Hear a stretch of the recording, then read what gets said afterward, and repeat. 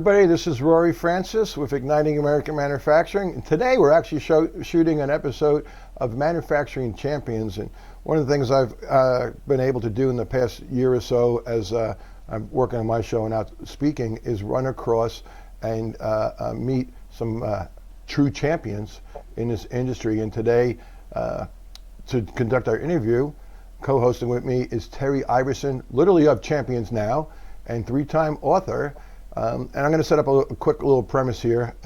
And Terry and I spoke about this. I always talk about as we move forward and we work in workforce development, there's three integral pieces, three cogs, and that is industry, academia, and government. And Terry, I think our guest today covers two of those, or maybe even the third. Right. Terry?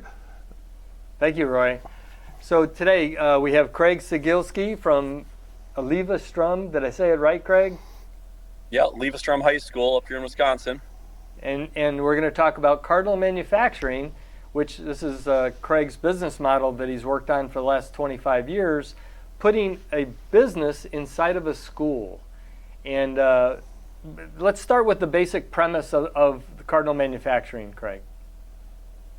Yeah, I mean, the whole program is to teach manufacturing and technical skills, but in reality, our focus over the last 25 years, every time I visit any manufacturer, or any business in general for that matter, I really say, how do I best prepare my students to come work for you? And every single time they say, give me someone who will show up on time with a good attitude, who's going to work hard, get along with everybody, be flexibly a problem solver, want to keep learning, no whining, just solid, strong employability skills. So with that being said, we have focused our entire efforts on developing and getting our students to appreciate strong employability skills. And when that's in line, technical skills are easy to teach. Well, you hit on a number of your 10 commandments, Craig, and that's right over your right shoulder. And so thank you for having that displayed. But I think when I coached travel soccer, I wanted to teach young people soccer, but more importantly, I wanted them to display characteristics that people wanted to employ them and make them successful. So tell me other ways that you've been able to employ these characteristics with your students.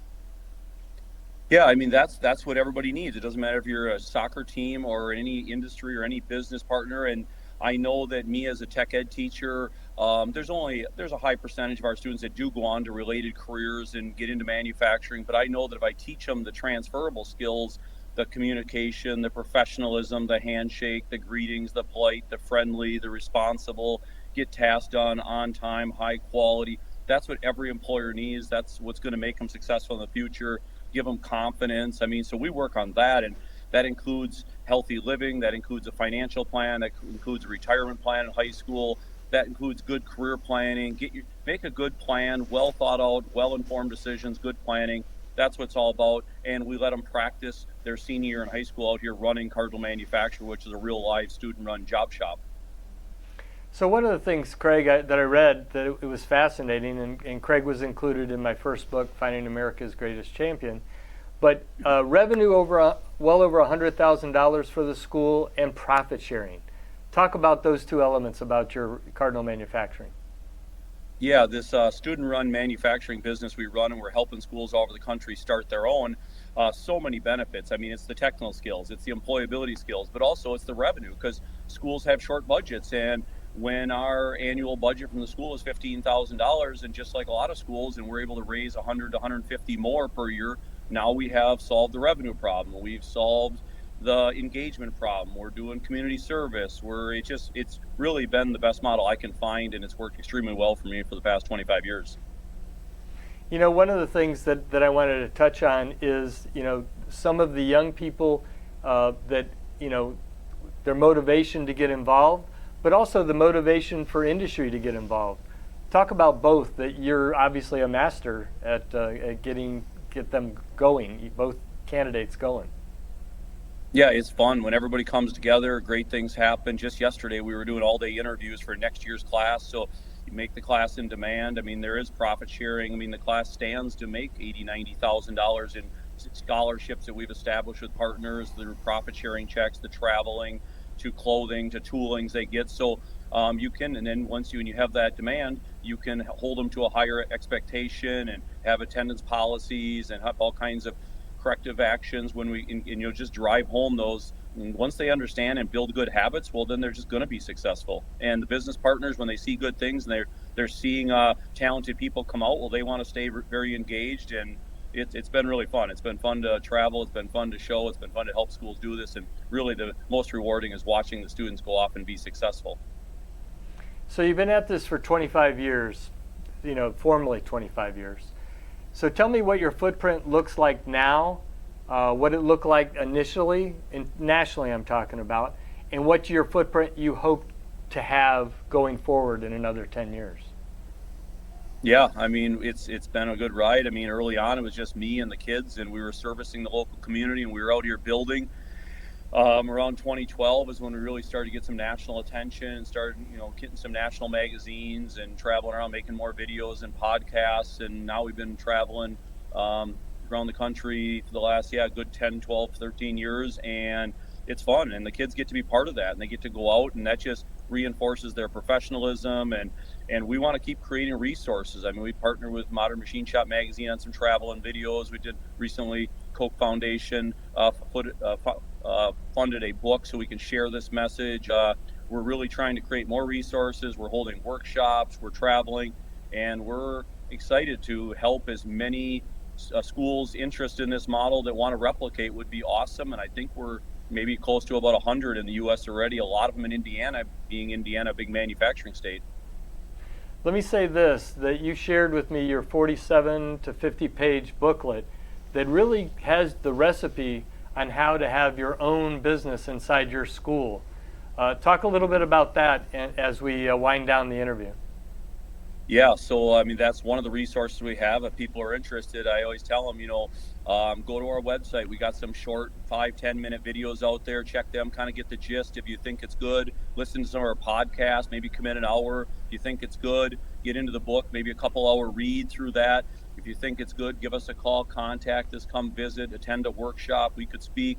We got 5 new posters we've created recently that I really like, that are breaking down our major message and to simplifying the message. So I could share those with you as well. Just really simplifying this plan. It's really not difficult. It's really just show up, work hard, make it happen, get in there every day, do your very best, and good things are going to happen. What one story do you have from one of your young people that came out of your program that you want to share that just stands out above all the other stories? I just think so many of them, we don't have high enough standards. These kids can do anything, and you push them to high levels, and once they realize they have so much potential, and it's fun to watch them come back and be young and like buying homes and not just barely buying homes, but buying homes with significant down payments and have significant retirement investment plans when they're young, and they will be millionaires and multi-millionaires. And it's really, the average person can do that with a plan. It just takes informed decision making, it takes a plan, and then it takes discipline to follow the plan day in and day out, and positive things happen. And it's not just luck. I mean, anybody can do it. Entrepreneurship is a big component in manufacturing, which I know you and I can speak to very well. Have you seen some of your graduates start their own companies? Several. We've had numerous excavating companies, boutiques, welding companies, CNC plasma companies. I mean, just on and on and on. Not only that side of it, but then also like in investment in real estate and going that route. So it's been fun. Plumbing and so it's been fun to watch. These kids can do a lot once they realize they don't have to be held back by what's normal and can push. Really, sky's the limit. Rory, I'm going to kick it over to you to ask the final question before we wind down. Well, I don't really have a question. I do want to point out, and I speak about this all the time. We're at an inflection point. We have a renaissance of manufacturing in the United States, and globally there's a manufacturing increasing. In this nation, we're looking at depending who you ask, close to a 4 million worker deficit by 2030. We need people. We need to upskill people. The pendulum in workforce development is finally moving. But, Craig, you and Terry you know, you laid that foundation going back 25 years and gave us a roadmap. What I was really impressed about the conversation is not only do you have this program that's empowering people and educating them, that you're taking this and you're broadcasting it and opening it up to other folks. So I applaud you. In manufacturing, we need, and I'm going to borrow your name here, we need champions to champion these efforts, and both of you do an extraordinary effort towards that. So, you know, I'm going to quote Harry Moser here. Let's make manufacturing cool again. This is Rory Francis and Terry Iverson. Thank you for watching.